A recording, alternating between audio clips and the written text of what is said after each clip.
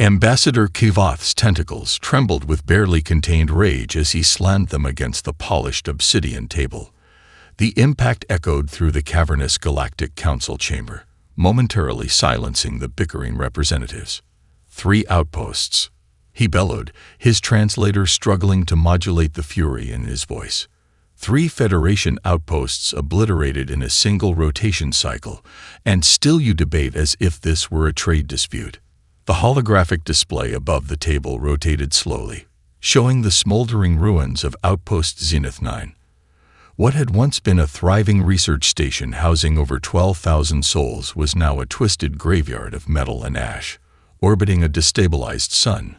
High Counselor Fax adjusted her ceremonial collar, the bioluminescent patterns on her scaled skin pulsing with anxiety.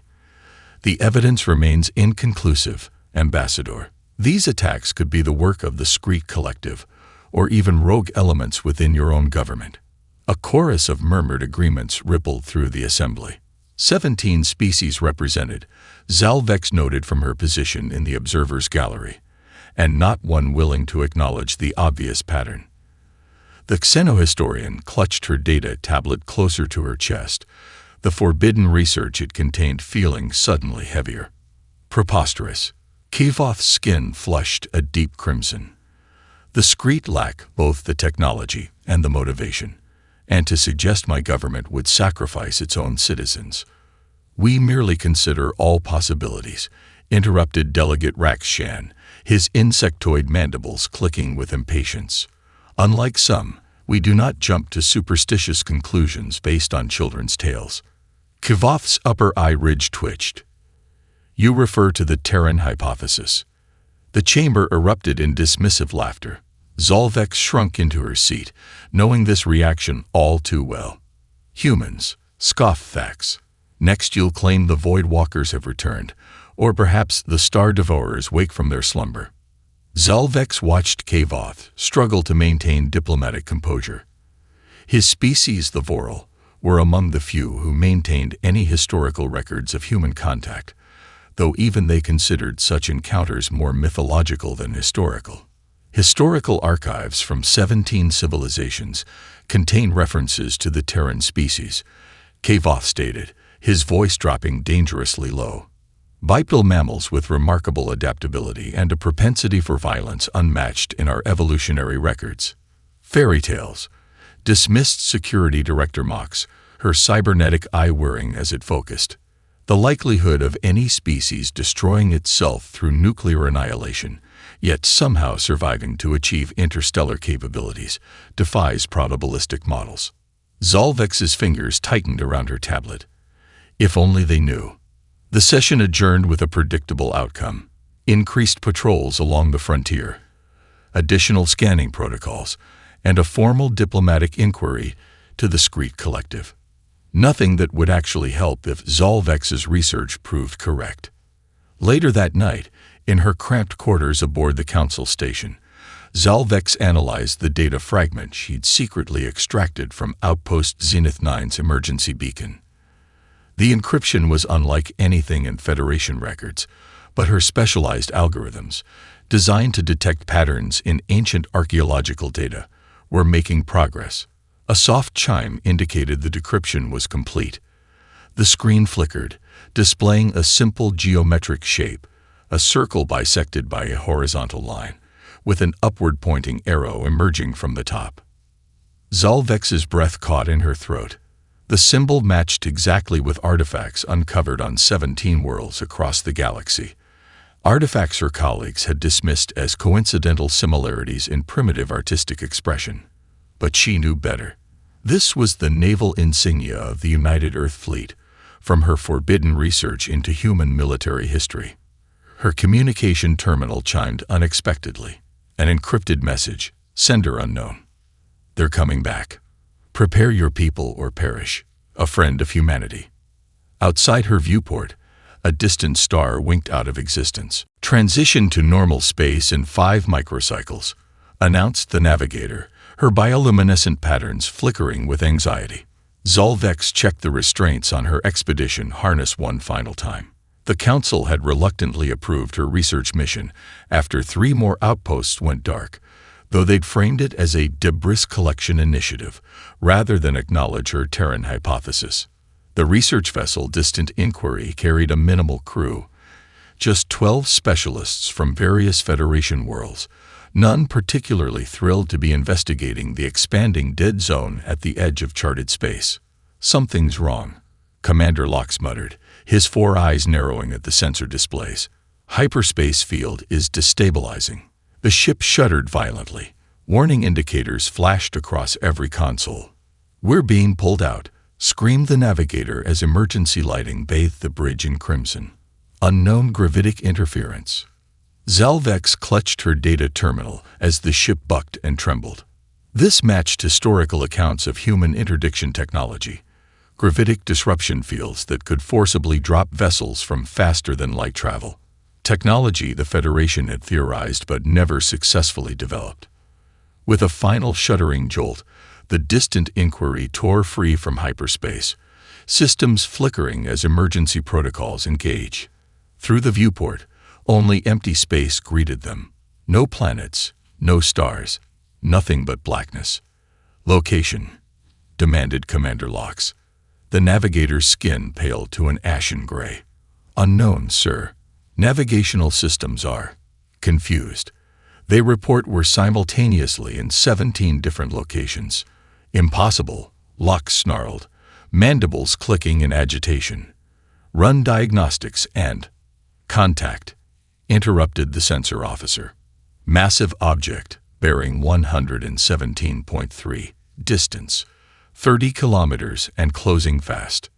30 kilometers. Too close for comfort, too close for anything that size to have approached undetected. Zalvex felt a primal chill sweep through her exoskeleton. The view screen adjusted automatically as external cameras tracked the approaching object. Collective gasps filled the bridge. It was a ship, if such a behemoth could be called merely a ship. Asymmetrical, with curves and angles that seemed to defy conventional engineering principles. No visible propulsion systems, no weapon emplacements, yet somehow radiating a sense of lethal capability that made even hardened military officers step back instinctively. Size comparison indicates it's approximately 5 times larger than our largest dreadnought, whispered the science officer. Commander Lox's composure cracked. "Defensive protocols. Shields up. Prepare tow." "Sir," interrupted the communications officer, "we're receiving a transmission. Audio only, unknown language." What followed was a series of sounds that seemed almost familiar to Zalvex. Rhythmic, structured, with distinct patterns. Her specialized translation algorithms began processing automatically. "It's a language," she breathed. Similar phonological structure to fragments recovered from ruins on Dexar-IV. The bridge crew turned to her in unison, expressions ranging from confusion to dawning horror. "The human ruins," she clarified. "They're speaking the human language." Before anyone could respond, every system on the Distant Inquiry went dark. Emergency power failed. Life support stuttered. For 3 terrifying seconds, they floated in absolute darkness. When the systems reactivated, a new message appeared on every screen, now in perfect standard Galactic. "Xenohistorian Zalvex, your research found us. Well done." A metallic groan echoed through the hull as docking clamps engaged from the massive vessel. "They're boarding us," Commander Lox whispered. The airlock cycled. Heavy footsteps approached the bridge. The security team raised their weapons. Pitiful things, Zalvex realized, against whatever had built that monstrous ship. The bridge doors slid open, revealing figures in sleek, dark armor. Bictal, forward-facing eyes gleaming behind polarized visors. The lead figure stepped forward and removed its helmet with a soft hiss of escaping atmosphere. A face stared back at them, disturbingly similar to the council races, yet alien in subtle, unsettling ways. Lips curled into what Zalvex recognized from her research as a smile. "I am Captain Alessandra Chen, United Earth Defense Force," the creature said in flawless standard Galactic. and it seems we have much to discuss. The Galactic Council emergency session had begun 6 hours ago with outraged demands for human containment. It was deteriorating rapidly. They've been watching us for centuries. High Counselor Fax's scales flashed patterns of territorial aggression, infiltrating our societies, stealing our technologies. Captain Chen stood calmly at the center of the chamber, flanked by 2 human guards and Zalvex, who had shocked everyone by volunteering to serve as the human liaison. 3 weeks since first contact, and the Xenohistorian was already conversant in 2 human languages. "We have had no need to steal your technologies," Chen replied evenly. "Our development took different paths, not superior ones." Behind her, a human male in a more elaborate uniform waited silently. Admiral Santiago. Chen had introduced him, commander of the human vanguard fleet. Unlike Chen's diplomatic demeanor, Santiago's eyes constantly scanned the room with predatory focus. "Then explain your presence in our space now," demanded Security Director Mox. "After centuries of isolation, your sudden appearance coincides with mysterious attacks. Are we to believe this is coincidence?" Santiago stepped forward. Chen yielded with subtle grace. "Permission to address the council directly," he requested, his voice deeper than Chen's, with an accent that made the translation software stutter. Council leader Nyx inclined her crystalline head. "Granted." Santiago made a fluid gesture with one hand. The chamber's central holographic display flickered, then expanded to show a 3-dimensional star map of regions far beyond Alliance charting. 3 months ago, this was the Arcturus system, he said, indicating a pulsing red marker. The display zoomed in dramatically. Gasps echoed through the chamber as footage played of a planetary system under attack, not by conventional weaponry, but by something far worse. Mechanical swarms, geometrically perfect yet organic in movement, systematically dismantling planets while draining a star's energy. Yesterday, Santiago continued as the footage showed the star collapsing in a violent implosion. It was nothing but dust. Silence fell across the council chamber. "What are we seeing?" Nyx finally asked, her voice barely audible. "You call them the Void Harvesters," Zalvex answered before either human could speak. "In ancient texts, the Galaxy Eaters, or Star Devourers." "Myths," snapped Delegate Rakshan, but his mandibles clicked with uncertainty. "Tell that to Arcturus," Santiago replied coldly, "or to these systems." The display zoomed out, revealing dozens of similarly marked systems forming a clear path directly toward Galactic Council space. "These recordings aren't fabricated," confirmed the Alliance's chief technologist after examining the data. "The quantum signatures match natural phenomena. I can verify this occurred exactly as shown." An elderly council member suddenly collapsed from her hovering platform, wailing in a language so ancient the translators failed to interpret it. Medical personnel rushed to her side as she scratched cryptic symbols into her own skin. "The prophecy of ending," translated Zalvex, examining the marks. "She's reciting creation myths shared by at least 7 species, the cycle of consumption that would one day return." "Not myths," Santiago said. "History. And now, their return." As if summoned by his words, emergency alerts began flooding into the chamber. Live feeds from observation posts throughout the outer territories showed distant stars. Real, familiar stars known to everyone present, winking out of existence one by one. The Arcturus recording was from 3 months ago, Santiago said quietly. "This is happening now, in real time." He stepped closer to the council table, his expression grim but resolute. "You have one decisive advantage that the Arcturus system lacked," he stated. "Us." A side screen activated without prompting, showing hundreds of human vessels emerging from what appeared to be artificially created folds in space itself, taking up defensive positions around key Alliance worlds. "The Harvesters are coming," Santiago said. "The only question that matters now is whether we face them together or separately. Exterminate the humans now." The Vextari ambassador's crystalline appendage shattered against the council table as he slammed it down. They fabricated this harvester threat to trick us into allowing their invasion. The emergency session had devolved into chaos. Half the chamber demanded preemptive strikes against human vessels, while others pleaded for cooperation. Armed security forces lined the walls, their weapons not so subtly aimed at Santiago and his delegation. Zolvex stood beside the admiral, examining data streams on her terminal. 3 more systems gone dark in the past hour, she whispered.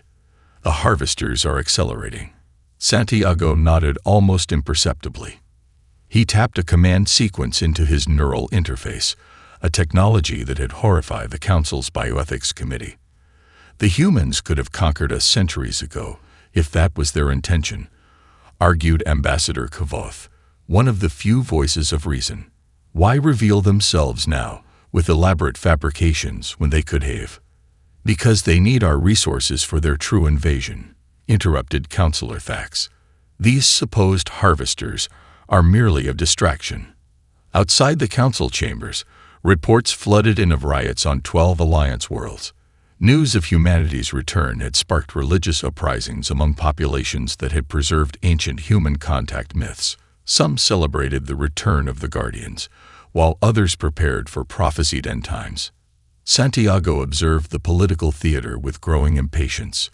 He caught Captain Chen's eye, and she nodded in silent communication.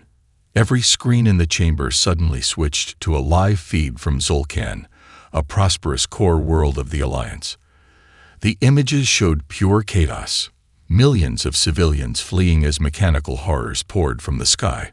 Buildings crumbled into dust before their eyes. The transmission abruptly ended with a flash of light. That was 30 seconds ago, Santiago said into the stunned silence. The Zulcan system hosts your largest shipyards and a population of 2 billion sentients. Impossible, whispered Defense Minister Orcs.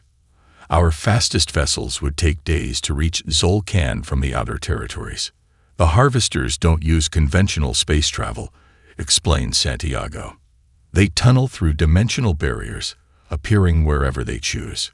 He approached the central display, highlighting defensive positions throughout Alliance space. We've positioned our fleet at these coordinates. Each position requires revealing human technological secrets we've guarded for millennia. His eyes swept the chamber. You can execute us and face the harvesters alone, or we can fight together. Council Leader Nix rose to her full height. How do we know you didn't cause this? That this isn't an elaborate deception? Santiago's expression didn't change as he removed a small crystal from his uniform pocket. Because we've been fighting them in secret for centuries. This contains tactical data from 17 previous encounters with Harvester Scout forces. He placed the crystal on the council table. You have 10 minutes to decide.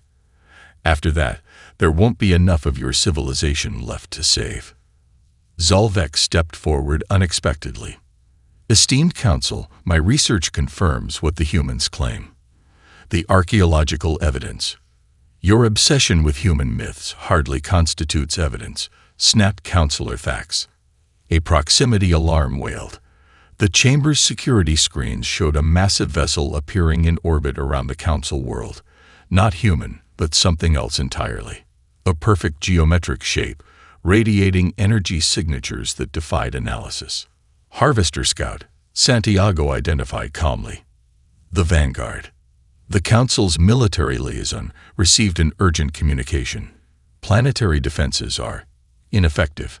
Our weapons pass right through it. Santiago looked to Chen, who nodded and activated her own neural interface. Above the council world, a dozen human vessels suddenly appeared, surrounding the Harvester Scout. They fired in perfect synchronization, not with energy weapons, but with devices that seemed to bend space itself around the target. The Harvester Scout vessel collapsed into a dimensional singularity, then vanished. That, Santiago said, was a demonstration. There are thousands more harvesters coming, and they won't all be scouts. He extended his hand to Council Leader Nix, a human gesture of partnership. The choice is yours, alliance or extinction. Formation Alpha 7, maintain cohesion. Grand Admiral Vorthal barked into his command interface. His flagship, the indomitable Unity, shuddered as harvester energy beams sliced through space nearby. 6 days into the war, and the Alliance's most sophisticated battle strategies were failing catastrophically.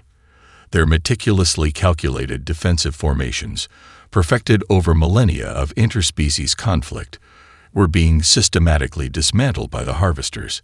"They're predicting our movements," reported his tactical officer, mandibles clicking in distress. "Every recalibration we make, they counter within minutes." On the command deck's main view screen, the Alliance's Second Fleet executed a textbook radiant shield formation around the Procyon colony, beautiful in its mathematical precision, with each vessel positioned to optimize defensive coverage. The harvesters swarmed through it like it wasn't there, finding the precise vectors to nullify the formation's advantages. Alliance ships exploded in perfect sequence. "Fall back to secondary positions," Vorthal ordered, bile rising in his throat. Another colony lost. Billions more lives about to be extinguished. Suddenly, his communication officer straightened. "Sir, human vessels approaching. They're requesting integration into our command structure." Vorthal hesitated. The Council had reluctantly accepted Santiago's Alliance offer, but integrating human ships into Alliance battle groups remained controversial. Their refusal to follow standard protocols made coordinated defense nearly impossible. "Patch them through," he decided. A human face appeared on screen, a female commander with dark skin and eyes that seemed to evaluate everything simultaneously. "Admiral Vorthal, I'm Commander Rise of the UEF Thunderchild. We have a tactical solution for your current situation. We're executing established Alliance protocols." Vorthal replied stiffly. "Your vessels lack the necessary formatting toe." "With respect, Admiral," Rise interrupted, "those protocols are getting your people killed. The harvesters are pattern recognition entities. They identify, analyze, and exploit mathematical consistency." On a secondary screen, Vorthal watched in shock as the human vessels did the unthinkable. They broke formation deliberately, each ship moving in seemingly random directions. Some appeared to be on collision courses with each other, executing last-second maneuvers that defied both logic and the laws of physics. "What are they doing?" his executive officer whispered in horror. Instead of focusing their firepower on the largest harvester ships as Alliance doctrine dictated, the humans targeted apparently random points in the harvester swarm. Some fired directly into empty space. Others executed what appeared to be suicidal attack runs, only to veer away at impossible angles. Impossibly, it was working. The harvester advance faltered as their perfect formation began to fragment. "We call it jazz warfare," Commander Rise explained, a strange expression on her face that Vorthal's cultural database identified as a smile. "Jazz," he repeated, the unfamiliar word awkward through his translator. "An ancient human art form, musical improvisation within structure. The harvesters predict patterns. We give them none." Vorthal watched in disbelief as a single human cruiser performed what appeared to be a kamikaze run, only to release thousands of microscopic drones that reconfigured into a massive energy net mid-flight, capturing 3 harvester ships simultaneously. "Your species perfected formation combat because you evolved from herd animals," Rise continued. "Safety in numbers, coordinated movements. We evolved differently." "As what?" Vorthal found himself asking. "Ambush predators," she replied simply. "Chaos is our natural state." The Alliance Admiral studied recordings of the human attack pattern, if such unpredictability could be called a pattern at all. The movements reminded him of something, ancient historical footage from pre-unification conflicts among his own species, before they had evolved beyond such primitive tactics. "You wish us to abandon thousands of years of military doctrine?" he asked incredulously. "Only if you want to survive," Rise answered. "The harvesters have encountered ordered civilizations before. That's why they consume them so efficiently. But humans, Her smile widened, revealing teeth in a gesture Vorthal suddenly recognized as both friendly and predatory. We're the only species they ever retreated from. Transitioning from quantum tunnel in 3, 2, 1. The Alliance delegation collectively held their breath as their transport vessel emerged into normal space. Through the viewport, they expected to see the radioactive wasteland of legend, the home planet humans supposedly destroyed millennia ago. What greeted them instead left even the stoic council leader Nick speechless. A gleaming blue-green jewel of a planet dominated the view screen, wrapped in wisps of white clouds. Massive orbital structures encircled it like rings, some clearly defensive, others appearing to be habitats or industrial complexes on a scale the Alliance had never achieved. "Welcome to Earth," said Admiral Santiago beside them. "The homeworld we never abandoned."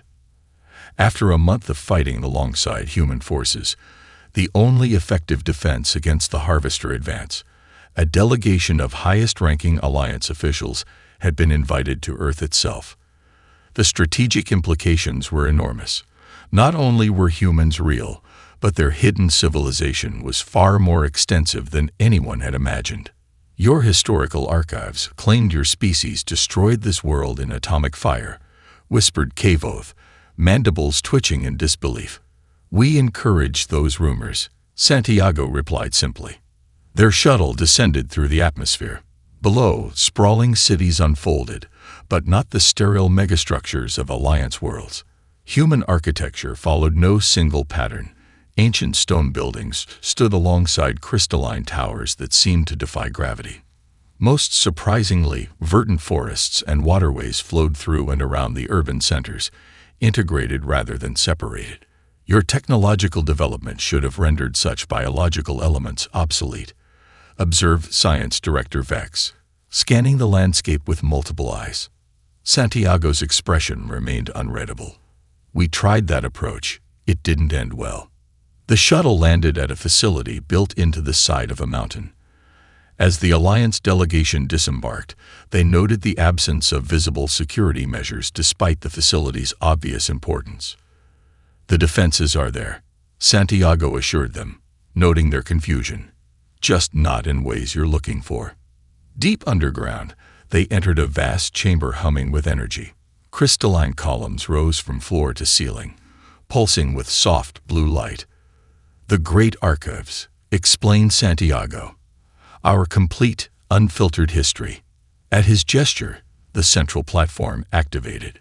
The air filled with holographic projections, scenes of staggering violence and destruction.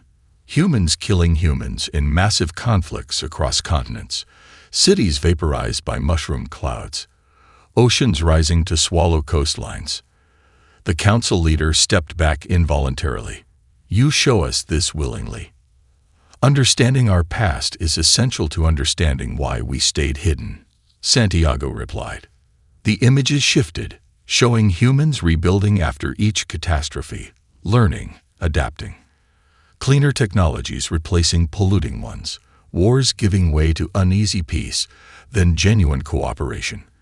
A species evolving not physically but socially. Then, unexpectedly, the archives displayed something that caused Zolvex to gasp audibly. Primitive humans, dressed in animal skins and wielding stone-tipped spears, standing against massive mechanical forms identical to the Harvesters.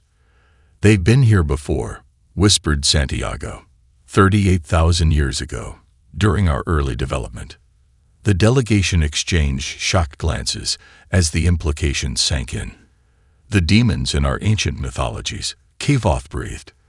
"The destroyers who came before civilization were real," confirmed Santiago. "Our ancestors drove them back with primitive weapons and sheer numbers. Millions died, but humanity survived.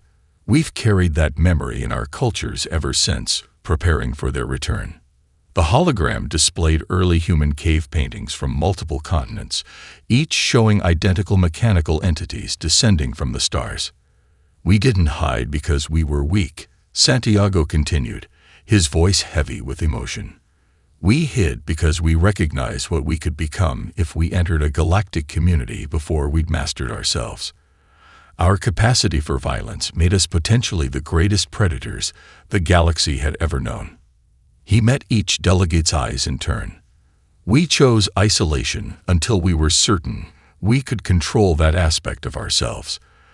Until we were worthy of joining other species as equals, not conquerors. Counselor Thax, who had been most vocal against humans, studied the archives with new understanding. Yet you maintained your military capabilities. Because we remembered the harvesters would return, Santiago said simply. And when they did, the galaxy would need predators on its side. They've adapted. Admiral Santiago's voice cut through the grim silence of the war room. The holographic tactical display showed harvester swarms now implementing unpredictable movement patterns, a grotesque mimicry of human battle tactics. 3 months into the war, and the initial advantage of jazz warfare was evaporating. Alliance casualties had reached billions. 17 systems had fallen in the past week alone. Council leader Nix studied the display, her crystalline features reflecting the red emergency lighting. How is this possible? You said they couldn't adapt to chaos. Not couldn't, corrected Commander Reyes. Shouldn't. They're evolving faster than any previous encounter.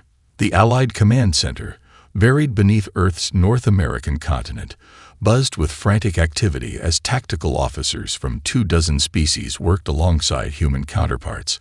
What had begun as an uneasy alliance had forged into something stronger through shared sacrifice. Santiago exchanged a look with Zalvex, who had become his most trusted advisor. She nodded almost imperceptibly. There's one option we haven't discussed, Santiago said quietly. He led the Allied commanders deeper into the facility, through security checkpoints that scanned not just bodies but quantum signatures. Finally, they reached a massive vault door marked with biohazard warnings in dozens of languages. There's a reason we stayed hidden, Santiago explained as the vault slowly opened. A reason beyond our violent past. Inside, the Allied leaders froze in collective horror. The chamber contained rows of stasis pods, each housing what appeared to be humans, if they could still be called that. Their bodies were integrated with mechanical components, skulls partially open to expose neural tissue connected to quantum processors. The Prometheus Protocol, Santiago said, voice heavy with emotion. Abominations, whispered Counselor Thax, recoiling instinctively. Volunteers, Santiago corrected firmly. Each chose this path, knowing what it meant.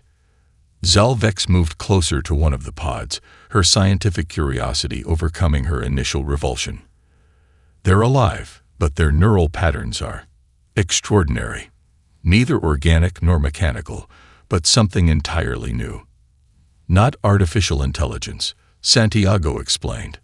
Not purely human, but a bridge between, capable of processing information at machine speeds while maintaining human creativity and moral judgment. Grand Admiral Vorthal studied the modified humans with growing understanding. These are your ship pilots. Santiago nodded. For vessels no conventional being could operate, the ultimate integration of organic unpredictability and machine precision. Is this what you did to yourselves to defeat the harvesters before? Asked Kavoth. No, Santiago replied. This is what we prepared to do if they ever returned in force. These volunteers have trained for generations, knowing they might need to sacrifice their humanity to save all sentient life. A proximity alarm wailed. The tactical officer's voice came through the comm system, tight with panic. Harvester command node detected. It's massive, sir. Larger than anything we've encountered. Energy readings off the scale. On the monitors, a structure appeared that defied comprehension. A geometric impossibility that seemed to exist partially in other dimensions. Around it swarmed millions of harvester vessels. Their central consciousness, Santiago identified. The controlling intelligence behind the entire invasion. He turned to face the Allied commanders. This is what we've waited for. The opportunity to end this threat forever, not just drive it back. One of the stasis pods activated, its occupant awakening with a gasp that transformed into serene determination. When the modified human spoke, her voice resonated with multiple harmonics. "We've prepared for this moment for generations. Our ancestors swore an oath. Never again would harvesters threaten sentient life." Across human space, thousands of similar chambers activated simultaneously. Specialized vessels accepted their hybrid pilots, not as commanders, but as components of something greater. The Alliance witnessed in awe and terror as these hybrid beings launched a coordinated assault that seemed to bend the very laws of physics, creating momentary weaknesses in the Harvester defensive network. "They're sacrificing themselves," realized Vorthal as the hybrid fleet plunged toward the Harvester command node in what appeared to be a suicide mission. Santiago's eyes filled with tears as he watched the feeds. "No," he corrected softly. "They're becoming something else entirely." Across the galaxy, beings of all species gathered around view screens, watching in hushed silence as history unfolded before them. The Harvester command node, a structure of impossible geometry that hurt the mind to observe directly, was under assault by the transformed human fleet. On 1,000 worlds, prayers and rituals long forgotten were suddenly remembered as populations faced what might be their final moments. In Earth's command center, Santiago stood motionless, watching the battle unfold. Beside him, the Allied leaders held their collective breath. The emotional weight in the room was palpable, not just fear or hope, but a profound sense that they were witnessing something beyond their understanding. "They're penetrating the dimensional barriers," reported Zelvex, monitoring the quantum readings. "The hybrid pilots are somehow folding space around the node." The Harvester structure began to collapse in on itself, creating a contained dimensional rift that defied known physics. One by one, the surrounding Harvester vessels were pulled into the growing singularity.